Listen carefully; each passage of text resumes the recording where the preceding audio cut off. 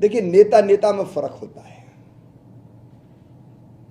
नीति और नियत में फर्क होता है, सरकार और सरकार में फर्क होता है, दिशा और दृष्टि में फर्क होता है।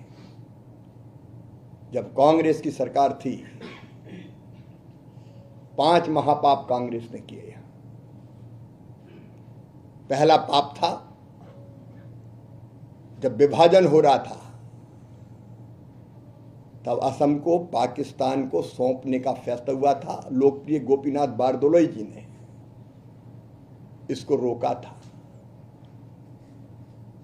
दूसरा पाप, स्वर्गीय पंडित जवाहरलाल नेहरू जी तब जब भारत के प्रधानमंत्री थे और चीन का आक्रमण हुआ था, केवल ये कह के पल्ला झाड़ लिया कि असम संकट में, लेकिन हम कुछ नहीं कर सकते। तेजपुर में उस समय क्या हुआ, बैंक के कहते हैं ब्रांच मैनेजर को जो करेंसी थी उसको छुपाना पड़ा था और रातों रात लोग वहां से निकल गए थे। भाग्य भरोसे, भगवान भरोसे छोड़ दिया।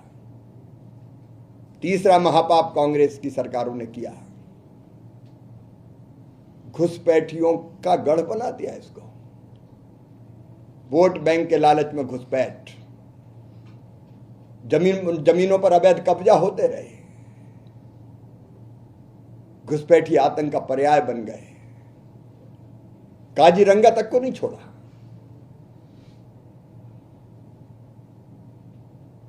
ये जो आसाम के साथ,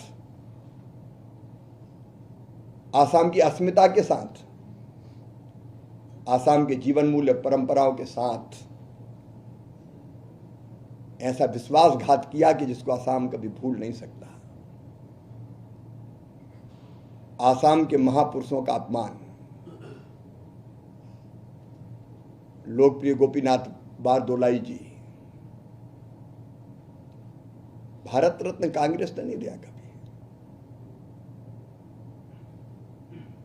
अब जिनके कंठ और स्वर और संगीत ने पूरे विश्व को अचंभित किया, श्रद्धेय भूपेन हजारिका जी, उनको भारत रत्न दिया हमारी सरकार ने। और जब भारत रत्न दिया तो उस समय भी अपमानित किया, गाने बजाने वालों को दे दिया। और एक और 5वां महापाप, लोकतंत्र का गला घोटा। यहां जब यहां के छात्र आंदोलन कर रहे थे आसाम को बचाने के लिए, असम आंदोलन, उस समय उन पर गोलियां चलाई गई, उनको कुचलने का काम किया।